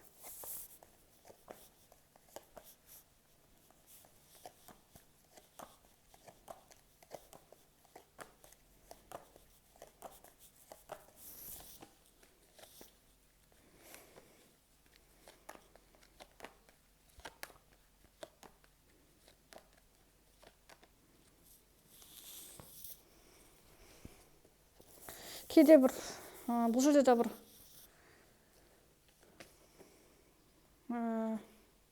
жағдайдан өзін тоқтатуға тырысады мәселені. Кейде бір қысым жасайтын орта біраз шаршатуы мүмкін. Бұл жерде де бір қысым жасайтын орта бар. Кейде бір жағдайлардан өзіңізді ауыртпалықсыз жасауға тырысу, бір жағдайда өзіңіз сабыр сақтап тоқтатуға тырысу бар сияқты. Бір мәселені қиындатпайын деп жеңілдікпен қарауға тырысам деген сияқты. Жағдайда бақылауда ұстауға тырысуыңыз мүмкін. Мысалы бір адамдарға көрсетпеуге тырысу, бір әлсіздіктер, бір жағдайларда, немесе бір ашу ызаны біраз ұстап тұруға мүмкіндік бар, эмоциялық бір ауыртпалық салмай біраз бір ортаның қысымы бар сияқты, сізге ұнамайтын бір ортаның бір әрекеттері, сөздері сізге ұнамайды. Бұл жерде біраз бір манипулятивті орта ма, әлде бір сондай бір ортамен біраз қарым-қатынасты тоқтатқылары келеді, немесе бір өздерін ұстап, бір жаңағы эмоцияға ерік бермей ұстамдылық жасағылары келеді. Қандай кезең болмасын, провокациялық жағдайлар болсын, сезімталдықта болсын, өздерін ұстайтындарын балықтар белгісі. Қандай кезең болмаса, сабыр сақтау процесі алда жүру, әрине жүру. Немесе керісінше кейбір балықтарымыз бір өздерінің жеңістеріне қуануы мүмкін, бір жағдайда өздерінің ұстамдылықтарына, бір қиындықтан шығуларын бір тойлау бір мәселелер. Бір мысалға зиянды әрекеттері қандай да бір өзіңізге ұнамайтын ауыр кезеңнен шығуға мүмкіндік бар. Соны бір адам өз-өзіне қуануы мүмкін. Әртүрлі жағдайлар атауға болады кейде. Немесе бір өзгеріс жасап, бұрынғыдай болмайды бір жағдайға өзгеріс жасайтындар да толыққанды өзгеріс, яғни бір мәселені өзгеріс жасау керек, болмайды, ары қарай жалғасу деген сияқты пікірге келіп, өздерін бір күштеп, бір зиянды әрекеттерден, зиянды әдіс, жаңағы тәуелділіктерден ұстап тұруға тырысу деген сияқты. Қолыңыздан келеді, бір жағдайда жеңіске жетуіңіз көрсетеді. Бір қиындық аяқталып, жайбарақаттыққа ауысатын жағдайды айтуы мүмкін. Өте жақсы бұл жерде. Бір ауыртпалық кезең артта қалды. Мен жеңіске жеттім, мен өзімді ұстай білдім деген сияқты. Немесе қандай кезең болмасын, табандылығыңызды көрсетеді бұл жерде. Қандай кезең болмасын, өзіңізді басынуларына жол бермейтініңіз айтады, өйткені толыққанды іштей сізді мысалға сырт келбетке көрсетпегеніңізбен ішіңізде өте жақсы батылдық бар. Өте жоғары батылдық.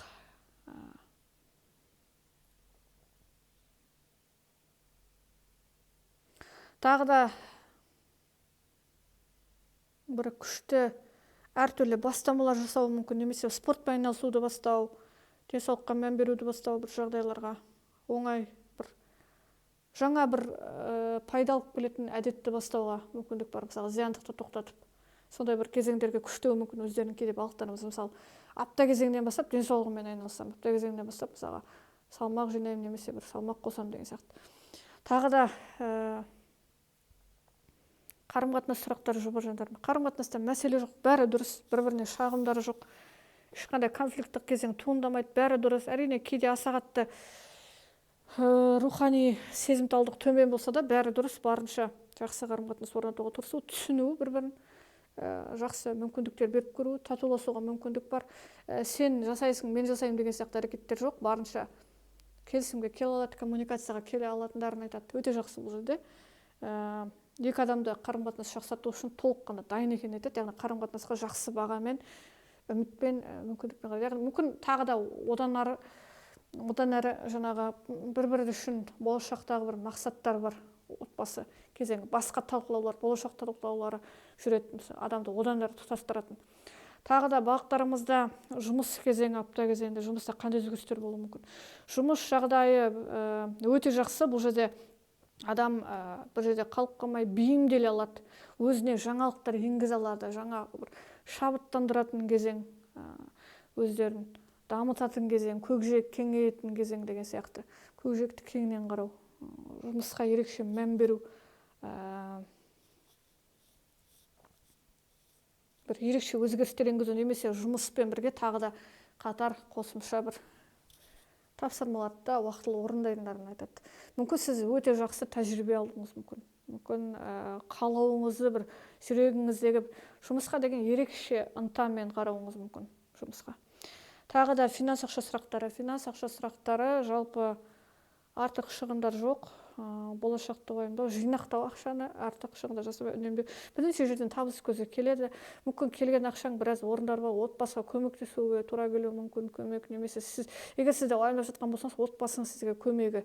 Кейде ақшаны үнемдеу, біраз тоқтату бар сияқты, болашақ үшін біраз артық шығындар бермейтіндерін айтады. Яғни бұл жерде тіпті шығындар болмаса да ақша әрекеттерін біраз бұрынғыдан да шығындарды азайтуы мүмкін. Бұл жерде болашақты көбірек уайымдаума, немесе бір өзіңізді уайымдауға емес, басқа мысалға отбасы ата анаға деген сияқты, немесе сіздің ата анаңыз сізді ойлау деген сияқты сондай бір кезеңдер бар сияқты. Немесе ақшаны көбірек бар ақшаны сақтап қалуға тырысу, сондай бір кезеңдер. Яғни бұл жерде көп нәрсені қаламай, көбірек болашаққа ақшаны бір қауіпсіздік үшін жасайтындарын айтады, сақтайтындарын айтады. Рахмет назарларыңызға, сау болыңыздар, лепелеріңізге амаңыздар, энергия алмасу ретінде.